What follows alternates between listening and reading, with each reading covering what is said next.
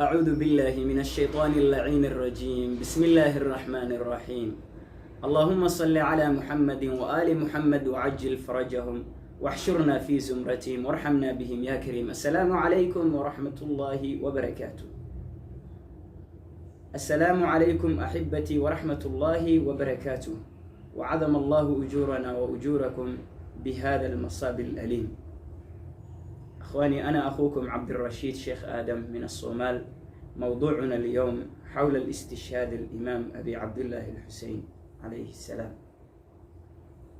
ولا ليال ما أنت وحان كهد لينا استشهادك أما يعني قصدي كدعدي جهادك أما دلك لوجيستي آل البيت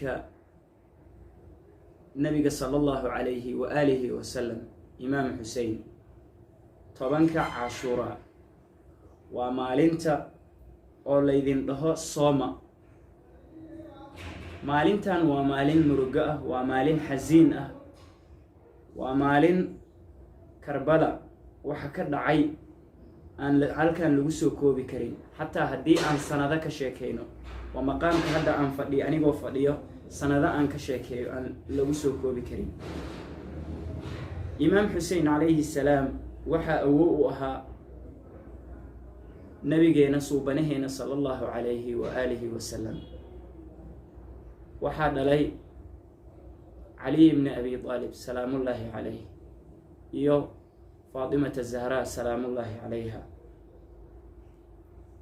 wuxuu la dhashay ay walaalo ahaayeen imaam xasan al-mujtaba calayhi salaam. marka walaalayaal, waxaan rabnaa wax yar in aan ka tataabanno wixii maanta oo kala dhacay, kana dhacay Karbala. maanta oo kaleeto ninkii Yaziid ahay oo Yaziid ibnu Mucaawiya wuxuu dilay asagii iyo kooxdiisa, majmuucadiisa iyo kooxdiisa waxay dil u geysteen dad badan oo ka tirsan aalulbeytka rasuulka sallallahu alayhi wa alihi wasallam, oo ugu horeeyo imaam Xuseen salaamullaahi calayh. asagoo watay canug yar oo 6 bilood ah.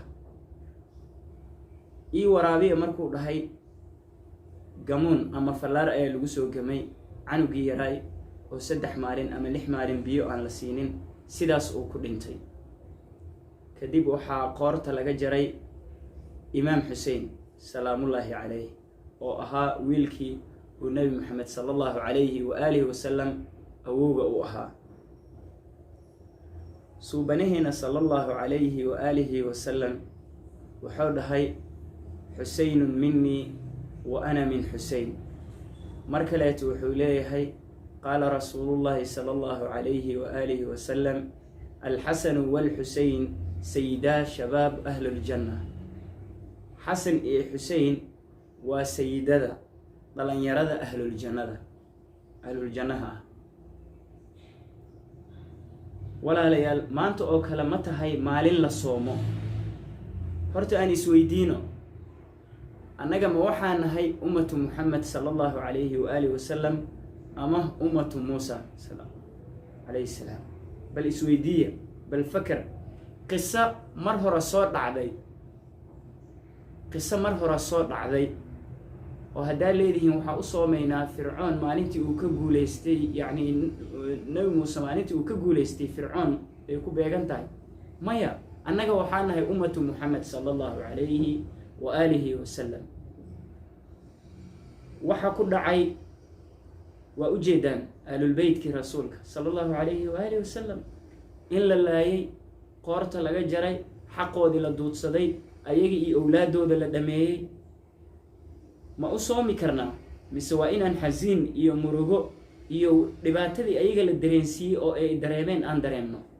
bal isweydii, maskaxdaada weydii, adiga idaawanaayo, bal maskaxdaada weydii. xuseyn salaamullaahi calayh wuxuu ka mid ahaa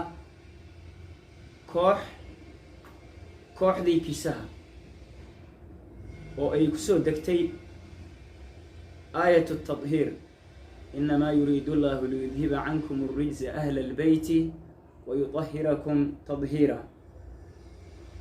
iyo aayat almubaahala faman xaajaka fiihi min bacdi ma jaءaka من العلم فقل تعالوا ندع أبناءنا وأبناءكم ونساءنا ونساءكم وأنفسنا وأنفسكم ثم نبتهل فنجعل لعنة الله على الكاذبين. aayadahan dadkii ay ku soo degeen ayuu ka mid ahaa. Karbala wixii ka dhacay wax aan iloowi karno ma ahan. wixii meeshaas ka dhacay waa wax maskaxdeena taabanayso, waa wax aan ka seexan la'nahay habeen iyo maalin iyo mar kasto iyo waqti kasto. waxaa loo baahan yahay in aan isweydiino, waxaa loo baahan yahay maanta oo kale markii la gaaro in aan xusno wixii dhacay oo laga sheekeeyo wixii loo geystay awlaadii rasuulka sallallahu alayhi wa alihi wa sallam. labadan wiil rasuulka sallallahu alayhi wa alihi wa sallam aad iyo aad ayuu u jeclaa, aad iyo aad si daran ayuu u jeclaa. ummadda kalena wuxuu amray jeceelkooda iyo in la jeclaado. annagoo dhan waxaa loo baahan yahay in aan jeclaano. xaggee naga aaday jeceelkaas aalulbeytka? xaggee naga aaday in aan atbaacdoodi noqono oon raacno? waa ogtihiin rasuulka sala allahu calayhi wa aalihi wasalam gadaashiida wuxuu dhahay waxaan idinkaga tagay laba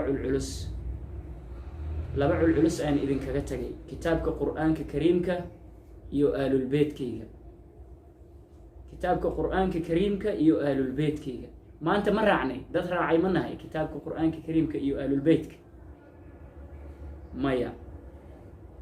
laakiin waxaan dabagalnay reer binu umaya. adiga markii aad raacdid aalulbeydka waxaad noqonaysaa dardaarankii rasuulka sala allahu calayhi wa aalihi wasalam qof raacay. laakiin haddii aadan raacin kitaabka qur'aanka kariimka iyo aalulbeydka waxaad noqonaysaa binu umaya cid raacday. yasiid, kooxdii yasiid laciinaa tahay, iyo mucaawiya lacnatullaahi calayh. bal isweydii, annaga haddii aan nahay ilaahay subxaanahu wa tacaala horta waxaan weydiisanaynaa in uu naga dhigo asxaab alxusein. allah subxaanahu wa tacaala waxaan weydiisanaynaa maalinta qiyaamaha inuu nala soo saaro aalulbeytka rasuulka sala allahu calayhi wa aalihi wasalam. walaalayaal, allah subxaanahu wa tacaala aan ka cabsano oo aan raacno kitaabkiisa qur'aanka kariimka iyo aalulbeytkiisa. dhibaatada loo geystayna aan isxasuusina mar kasto, maskaxdiinana yacni taam ha aato. dad soo jeedo, dad baaxith sameeyo ama research englishka wax lagu dhaha dad sameeyo noqda. assalaamu calaykum waraxmatullaahi tacaala